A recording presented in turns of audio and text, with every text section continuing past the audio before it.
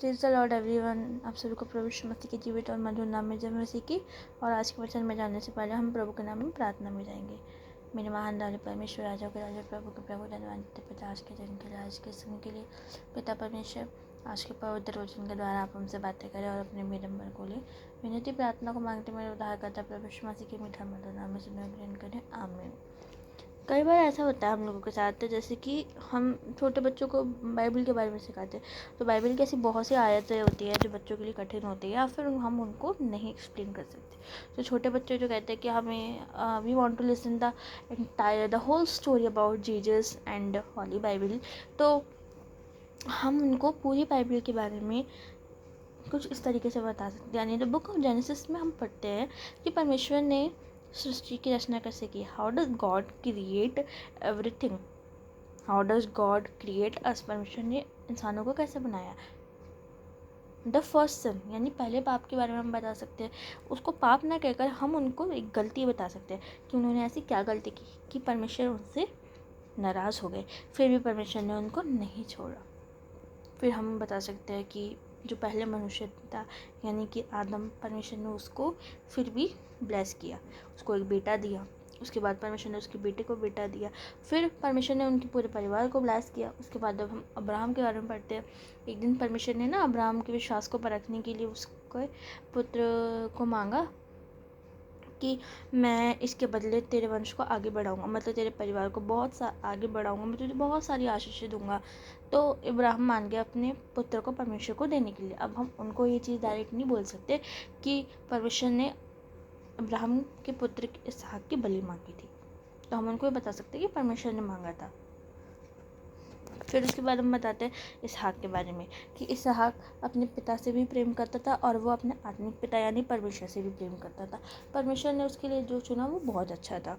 फिर हम याकूब और एसाफ के बारे में बता सकते हैं, यूसुफ के बारे में बता सकते हैं कि हमें अपने छोटे भाई बहनों से प्रेम करना चाहिए, हमें परमेश्वर की आज्ञाओं को मानना चाहिए, हमें हमेशा नम्र और दीन रहना चाहिए। उसके बाद हम मूसा के बारे में बता सकते हैं कि परमेश्वर ने मूसा को कैसे चुना, मूसा के जीवन से परमेश्वर की इच्छा कैसे पूरी हुई। और जब परमेश्वर हमसे प्रेम करता है तो परमेश्वर हमें हर परेशानी से छुड़ाता है, जैसे परमेश्वर ने मूसा के द्वारा इजराइलियों को छुड़ाया था। फिर हम यहोशू के बारे में बता सकते हैं कि परमेश्वर ने यहोशू को भी ऐसे ही चुना था ताकि वो भी मूसा की तरह इजराइलियों को यरीहो से निकाल सके। उसके बाद जब हम देखते हैं कि उसके बीच में परमेश्वर ने बहुत सारी आज्ञा दी थी लोगों को कि उन्हें मसीह में अपना जहन सहन, उन्हें परमेश्वर की इच्छा के अनुसार अपना जीवन कैसे बिताना है। फिर उसके बाद आती है न्यायों की पुस्तक। न्यायों की पुस्तक में हम बच्चों को अक्सर बताते हैं कि हमें सत्य पर कैसे चलना है। प्रॉफिट डबरा यानी डबोरा की तरह हमें परमेश्वर की इच्छाओं का सम्मान करना है, और जो परमेश्वर हमसे चाहे हमें परमेश्वर की हर बात माननी है।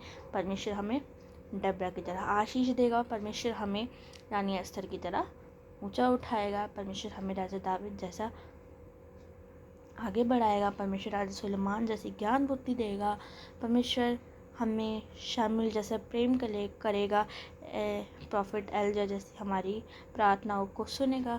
उसके बाद हम उन्हें नए नियम के बारे में बताते हैं कि प्रभु यीशु मसीह क्यों आया हमारे लिए, उन्होंने अपना पवित्र लहू हमारे लिए कैसे बहाया, परमेश्वर ने अपना एक लौता पुत्र हमारे लिए दे दिया।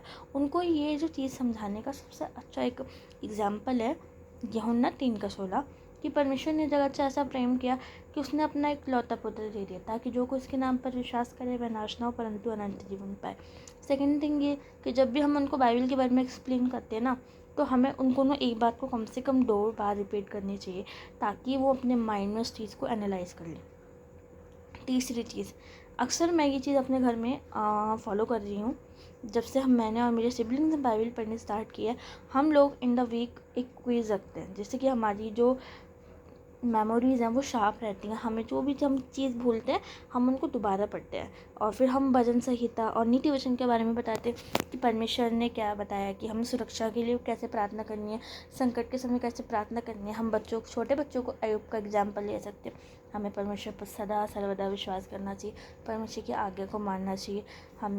हम योना का एग्जाम्पल दे सकते हैं कि अगर हम परमेश्वर की आज्ञाओं से भागते हैं तो हमारे साथ क्या होता है। हमें राजा योशिया का एग्जाम्पल दे सकते हैं हम उनको कि हमें परमेश्वर की इच्छाओं को हम नहीं मानते तो क्या हो सकता है। मतलब ओवरऑल हमें बच्चों को इस तरीके से बाइबल के बारे में बताना है कि उनको स्टोरी के थ्रू रियलिटी समझें और वो उस चीज़ को फॉलो करें जो परमेश्वर हमसे चाहता है। Thank you so much everyone for watching this video. प्रभु आप सबको बहुत सारी आशीष दे।